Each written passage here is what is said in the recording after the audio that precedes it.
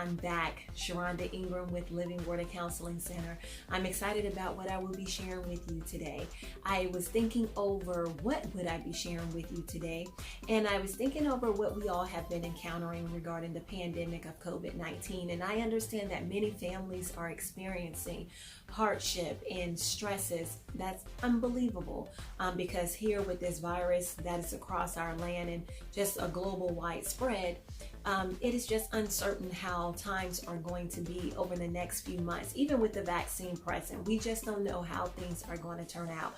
And then here now we're at the part of the year where school entrance is here, and that has been a stressor for many parents and teachers, whether parents want their children to go to school at the brick and mortar or to be doing school remotely. And even that have stressors for those parents who have to work, if they don't have the adequate care at home to be able to assist their child while they are at work and their child is at home schooling. It adds more stress upon stress of everything that they are facing. And then for those families who are going through situations regarding finances, that adds stress as well. So I was wondering, like, what would I be discussing in this video? And I recalled talking about in the first video mentioning having a successful relationship. So then it would be like, okay, why right now you want to talk about a successful relationship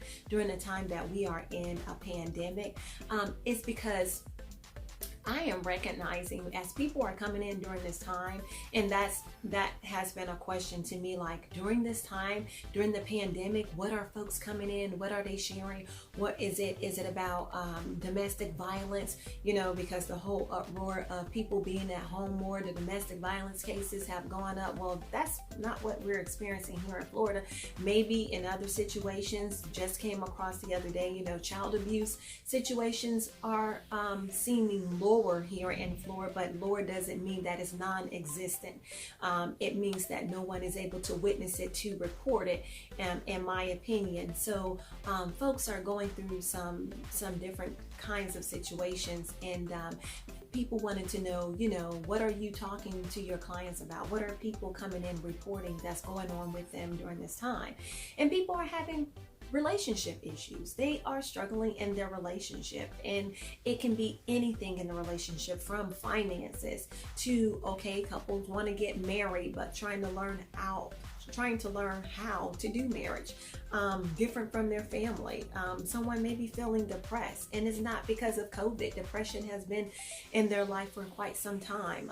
Infidelity, just different situations. So it's not just like one situation, and it's not because of COVID. It's because people have had situations going on way before COVID, and now they're just finding the time to say, I want to work on this. And so I thought to let's give some tips on healthy and successful relationship building. And what's so interesting when folks come in, for the people that I see, I am a Christian counselor, and it's amazing for when people come in, they are attending church and they're hearing the word of God, but folks do not know how to apply the word of God in a practical manner. And so here I would love to share some tips to talk about, okay, just the beginning steps on relationships, the beginning steps such as, who do you think you learn how to do relationship from? And I'm gonna take a pause right there and let you think about that. Who do you think you learn how to do relationship from? If you guess your parents, you are absolutely right. Parents are the first to teach us how to do relationship. Because of their interaction with us and how we interact with them, they are the first to affirm us, to validate us, to take care of us, to teach us how to care for ourselves during any type of situation. They are the ones who encourage us, to tell us who we are, what we can become, and they are the ones to guide us in that direction. They are the ones who express verbal and physical affection towards us. And so we learn how to do our relationship first from our parents. Now, if you grew up in a household, and for many folks that I have counseled, and even myself, I don't know anyone who grew up in a perfect household. There's some dysfunction everywhere. And so here, So if you sit down and you think about yourself in a relationship now, you can ask yourself the question of, who am I in my relationship? Am I my mother, or am I my father? Because clearly in your way of doing relationship, 9 times out of 10, you are more than likely doing relationship of what you have been taught from your parents and how they interacted with one another, or lack of interaction, and then how they interacted with you, or the lack thereof. And so you can sit down and ask yourself the first question: who am I doing relationship like in my relationship?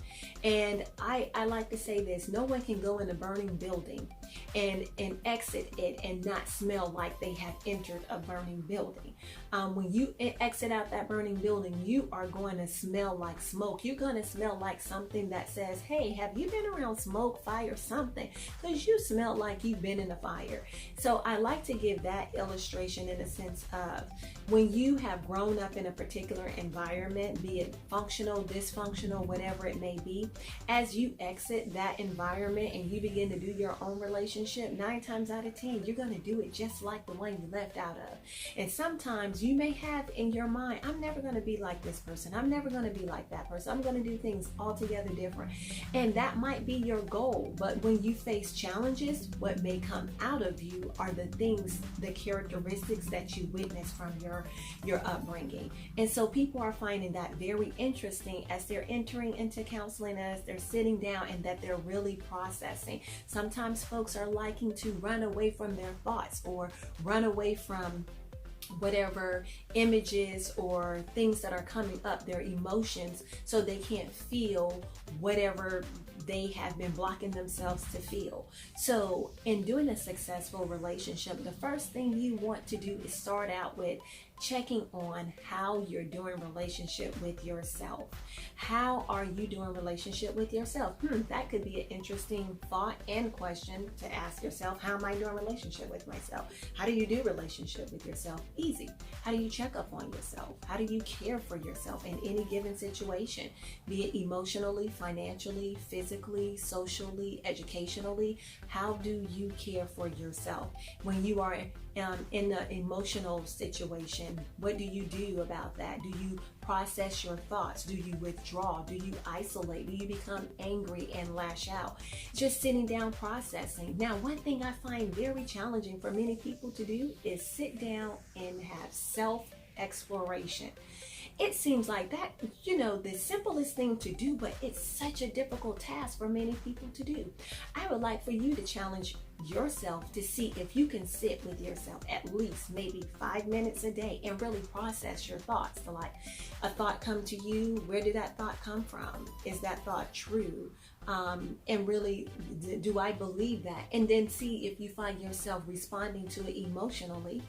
And then what is that emotion that you feel? Is it sadness, disappointment, excitement? Are you glad? Are you mad? What is it? And then when you recognize what that emotion is, pay attention to see, what do you do when you enter that emotion?